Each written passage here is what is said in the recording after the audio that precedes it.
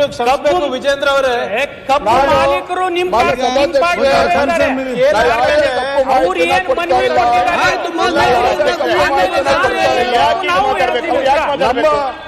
ನಮ್ಮ ಪ್ರಶ್ನೆ ಇಷ್ಟನೇ. ನಮ್ಮ ಪ್ರಶ್ನೆ ಇಷ್ಟನೇ. ಇಲ್ಲ ನೀವು ಈ ತರ ಹೇಳ್ಬಾರ್ದು. ನೀವು ಕಬ್ಬಿನ ಕಾರ್ಖಾನೆ ಮಾಲೀಕರನ್ನ ಹಿಂಗ್ ಕುಂಡ್ರಿಸ್ಕೊಂಡು ಹೈಕೋರ್ಟಿಗೆ ರಿಟ್ ಹಾಕಿ ಇಲ್ಲಿ ಈ ರೀತಿ ನೀವು ಮಾತಾಡಿದ್ರೆ ಇಲ್ಲ ಸಭಾಧ್ಯಕ್ಷರೇ, ಸಚಿವರು ವೈಮಾನಿಕ ಸಮೀಕ್ಷೆ ಮಾಡಿದ್ರು ಅಂತ ಇದ್ದಾರೆ.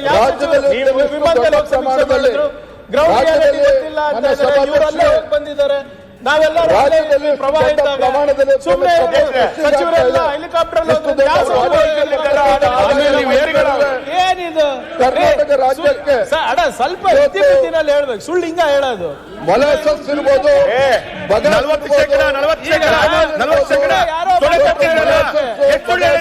ಎಥನಾಲಿಂದ ಬಿಜೆಪಿ ರಾಜ್ಯಾಧ್ಯಕ್ಷರು ಹಿಂಗೆ ಸದನಕ್ಕೆ ಸುಳ್ಳು ಹೇಳೋದು ಸರಿನಾ? ಸರಿನಾ?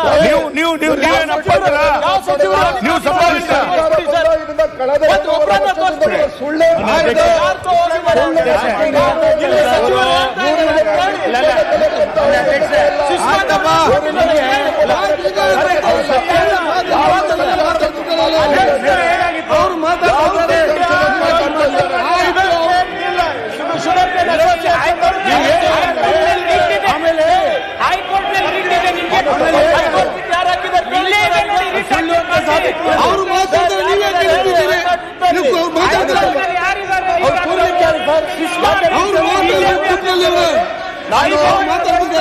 ಮಾನ್ಯ ಸಭಾಧ್ಯಕ್ಷ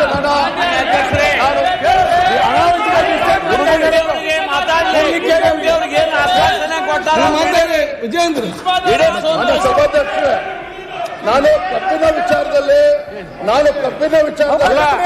ಬಿಜೆಪಿ ಅಧ್ಯಕ್ಷರು ಸಭಾಧ್ಯಕ್ಷರೇ, ಇವತ್ತು ರಾಜ್ಯದಲ್ಲಿ ಇಷ್ಟು ದೊಡ್ಡ ಪ್ರಮಾಣದಲ್ಲಿ ಇವತ್ತು ಕಬ್ಬು ಹರಿಯುವಂತ ಕೆಲಸ ಏನಾಗ್ತಾ ಇದೆ.